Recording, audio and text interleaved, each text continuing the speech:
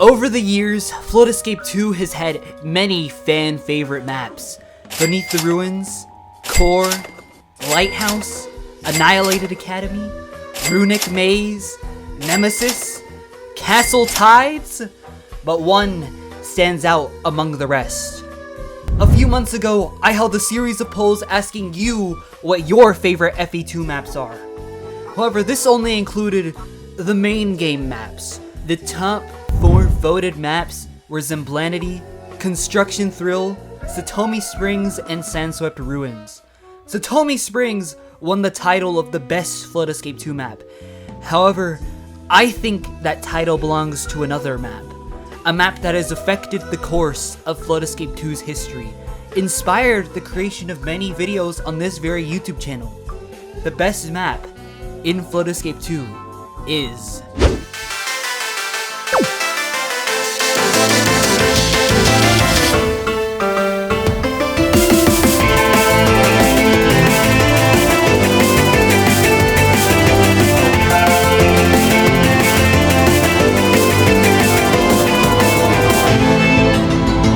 This map is downright one of the greatest maps ever in the history of Flood Escape 2.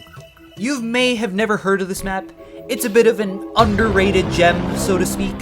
It's a map that was created by the same person who made fan favorite maps like Raging Ravine and Industrial Marsh.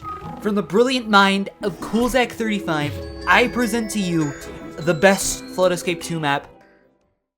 But first, the sponsor of today's video. This video is sponsored by Flood Escape Royale, a free-to-play, action-packed battle royale game where you'll go up against 48 other people to see who can beat the most FE2 maps in a row. Flood Escape Royale has maps like Lost Woods, Lost Woods, Lost Woods. Use my code ChrisSemler777 to get 50% off of Lost Woods.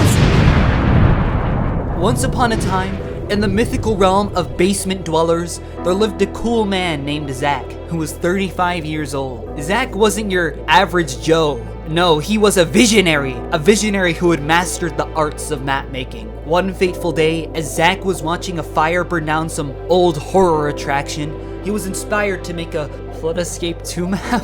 Okay, scratch that. Future Chris Semler here. Apparently, I was given misinformation. Zach was not, in fact, inspired by the fire that burned down some old pizzeria or whatever. He was actually inspired by Yellowstone National Park. Earlier that day, Zach was in Yellowstone National Park on the set of Yellowstone when a volcanic eruption happened. This was not good. Sound familiar? As the lava was coming towards him, Zach thought of his favorite game, Flood Escape 2.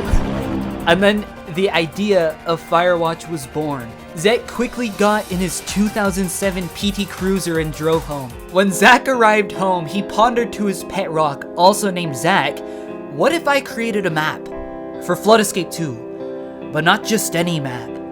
A map that would make players question their very existence. And then, Firewatch was born. Zach poured his heart, soul, and probably too many hours into crafting this masterpiece. With every part placed and the perfect scripts to go along with it, Firewatch emerged like a phoenix rising from the ashes of Zach's procrastination. But this was only the first attempt at making Firewatch. Zach had poured so much love and soul into this map that it became alive?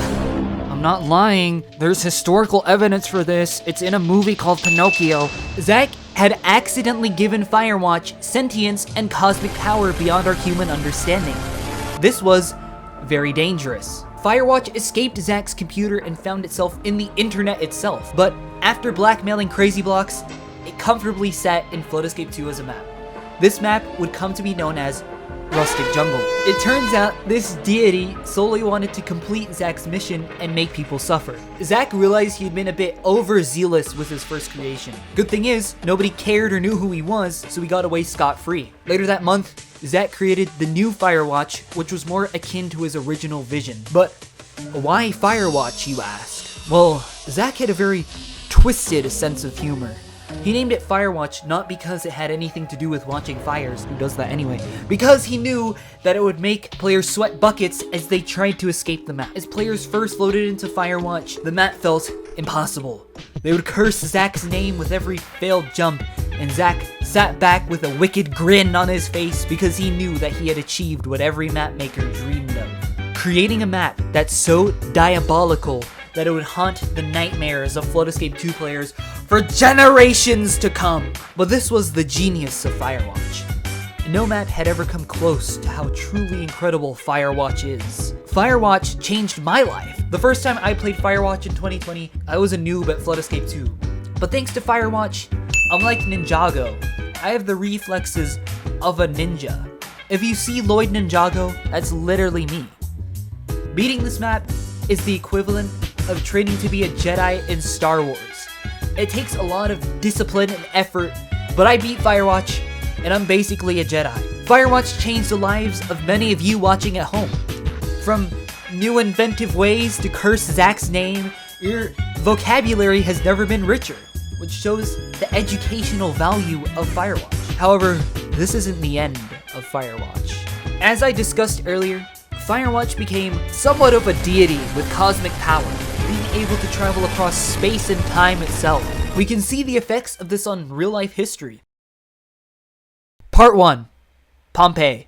Pompeii was a preserved ancient Roman city in Campania, Italy, that was destroyed by a violent eruption of Mount Vesuvius in 79 Common Era. However, this wasn't always the case. In a previous timeline, Pompeii was prosperous and never was actually destroyed by a volcano. But this changed with Coolzak35 and his creation. Firewatch went back in time and changed the course of history and destroyed Pompeii in the process. Now I know this might be a lot to take in, but I have proof within these confidential TVA archives. Don't ask me how I got access to these. The files state that there was an anomaly at the point in time right before the Pompeii disaster. What was this anomaly? Firewatch! Firewatch not only wanted to complete its goal within Flood Escape 2, but also within real life. We can see the influence of this in real life today. Why do you think Active Volcanic Mines has like 6 versions? It all ties back to Firewatch. As you can tell,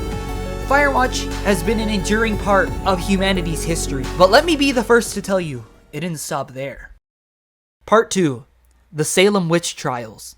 The infamous Salem Witch Trials were a series of prosecutions for witchcraft starting in 1962 in Salem Village, Massachusetts. In the 17th century, there were a lot of people being accused of witchcraft. There were like Minecraft witches running around and stuff.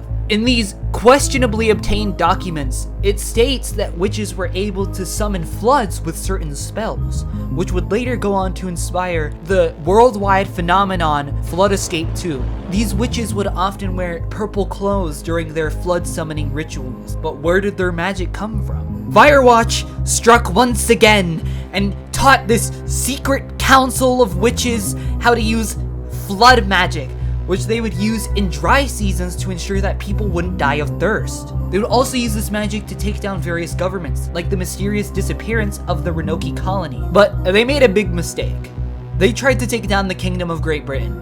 Nobody can take down Britain. The witches and their magic were banished by the Queen and her soldiers by saying Bloody Mary 3 times in a mirror. The rest of the Flood Witches were later prosecuted for their magic in Salem in what we have come to know as the Salem Witch Trials.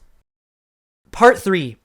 Mount Bikini Bottom. I have to go on a small rant now. So when I was a kid, I wasn't allowed to go to the beach because my mom saw on TV that there's a yellow sponge that lives in a pineapple under the sea who's friends with a squirrel who knows karate, and apparently that's dangerous. So now I have this childhood trauma from... We're not even gonna get into that. Mount Bikini Bottom is an active volcano in the live-action comedy show SpongeBob SquarePants. It's kinda obvious from the name that it's located in Bikini Bottom in a suburban area of the city near the volcano shelter. Mount Bikini Bottom is responsible for some of the biggest tsunamis in history. And what do tsunamis cause? Death. But they also cause flooding. Like... Flood Escape 2!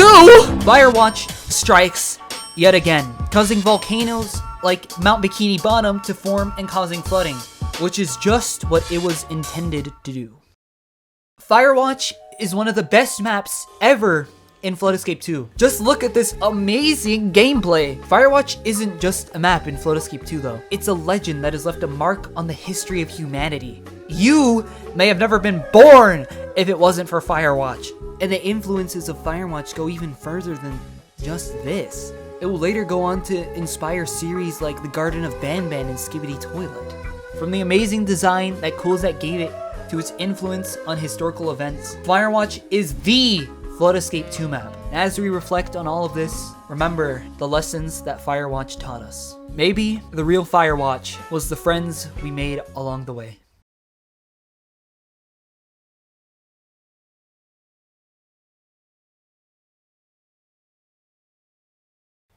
Guys, I swear, I didn't want to make this video, but it's Coolzak. He's holding me captive. He told me if I don't make a video talking about why Firewatch is amazing, then he wasn't gonna finish the map, and he's gonna. Oh no! I see him. He's coming. Guys, I have to go. He's.